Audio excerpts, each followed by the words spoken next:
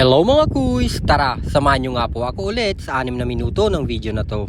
A day in my life as a construction worker and content creator dito sa lungsod ng Gapan ng Nueva Ecija.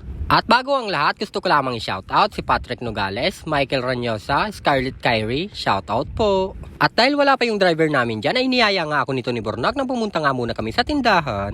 At kukuha nga muna daw kami ng makakain kay ate para may mabaon daw kami sa site. At ayaw ko nga sanang pumunta sa tindahan sa mga oras na yan kasi nga po nagtitipid ako for today's video kaso mapilit nga si Borno. At wala na nga akong nagawa kundi samahan siya at nandito na nga kami sa may labas at papunta na nga kami dito sa tindahan ni ate. At habang papalapit nga kami sa tindahan ni ate ay nakasarado nga to at hindi nga nakabili yung batang nauna sa amin. At dahil nga sinigaw-sigawan namin si ate ay lumabas na nga rin siya for today's video. At pinagsilbihan pa nga kami dyan at nilabasan nga kami ng bangko. Hoy, hindi kami sanay pagsilbihan. Charis! At nung nakakuha na nga kami ng kukunin namin kay ate, ay sumunod nga to si Jeff at kumuha ng sabon. Mga kuys, mag-iiwan ako ng bakas dito. Location. Ayan mag-iiwan muna ako ng bakas dito Bahala na kayo maghanap dyan. Ito ang location natin At hanapin nyo na nga lang mga kuys kung saang lugar to. Charot! At nung nakaiwan na nga tayo ng bakas dyan mga kuys, ay dumating na nga yung service namin. At nakaalis na nga kami sa mga oras na yan mga kuys, ay tuminto nga muna kami dito sa bibila ng ulam at tatayaan ng STL. At araw-araw nga silang tumataya dito ng STL mga kuys, baka nga daw po sila ay manalo. At nung nakataya na nga sila dyan mga kuys at nakabili na nga sila ng ulam nila doon, ay paalis na nga kami sa mga oras na yan. At bago nga kami pumunta doon sa tatrabahuan namin ng sidewalk mga kuys, ay pumunta nga muna kami dito sa kalsada. At kukunin nga namin dito mga kuys yung espalto at kariton. At bago nga namin yun makuha mga kuys, ay lumiko nga muna kami sa kabilang kanto kasi nga po traffic. At sa mga oras na yan mga kuys, ay pinahinto nga namin muna yung truck kasi nga po bibili kami dito ng ulam kay nanay. At napakamura nga ng ulam dito ni nanay mga kuys, presyong pangmasa talaga, 35 pesos lang. At doon kasi sa gagawa namin ng sidewalk mga kuys, 70 nga yung order ng ulam doon, napakamahal, ng syuta. At habang namimili nga kami ng ulam dito kay nanay mga kuys, ay kinakarga na nga nila dito yung espalto at yung kariton.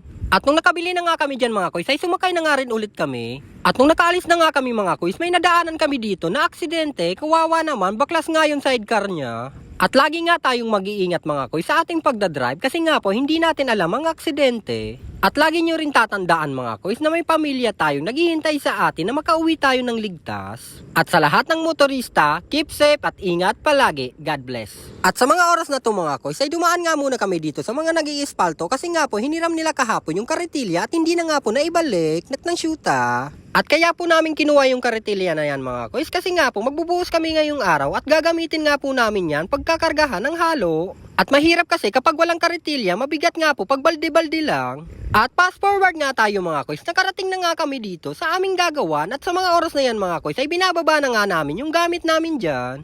At magbabakal nga muna tayo mga kuys at magpuporma. At kapag napormahan na yan mga kuys at nabakalan ay magbubuhos nga kami mamaya. At sa mga oras na yan mga kuys ay hinihila na nga dyan ng best friend kong si Bornok ang mga porma para ibaba. At nung naibaba na nga namin yung mga gamit mga kuys ay pumunta nga kami dito sa kabilang barracks para kumuha ng bakal. At mano-mano na nga lang namin bubuhatin mga kuys kasi nga po malapit lang naman yung aming gagawan. At tamang posing pa nga dyan sinaluging hapon sa camera. At kinuha nga dito ni Bornok mga kuys yung pison at magpipison nga siya dun sa site. At habang si Pagalang naman mga kuys at sinaluging hapon ay kumukuha nga dito ng 12mm na bakal. At babalik-balikan na nga lang nila yan mga kuys kasi nga po medyo malapit lang naman ang aming pagtatrabahuan. At inuumpisahan na nga nila yan mga kuys. At ito naman si Jeff mga kuys ay kinukuha nga namin dito yung baluktot na bakal. At sa mga puntong yan mga kuys ay nabuhat na nga dyan ninaluging hapon at ni Pagalang yung bakal at dadali na nga po nila yun sa site. At sa mga oras na yan mga kuys ay nakadala na nga kami ng bakal dyan at babalik nga ulit kami. At nung nakabalik na nga kami mga kuys ay bumili nga dito si Borno kay Ate Lovely ng soft drinks. At tamang pa-cute nga rin dyan si Ate Lovely dito sa video natin. At nung nakabili na nga dyan si Bornok mga kuys ay pupunta nga kami dito sa may semento kasi nga po kukuha si Bornok. Bornok lang talaga malakas. Masyado na akong malakas para mundo ng mga tao. Kailangan kong makapunta sa mundo ng mga halimaw. Wala na akong makakalaban dito. At sa mga oras na yan mga kuys ay pumunta na nga si Bornok sa mundo ng mga halimaw. Charot! At nung nahakot na nga namin lahat ng bakal mga kuys ay mag-uumpisa na nga kami magbakal dyan. At habang yung ibang nga mga kuys ay nagpuporma nga dito sa gilid. At tulong-tulong na nga kami sa punto na yan mga kuys kasi nga po mamaya ay magbubuhos nga kami. At nung nagkulang nga yung bakal dyan mga koys, ay kumuha pa nga to si Pagalang at sinaluging hapon.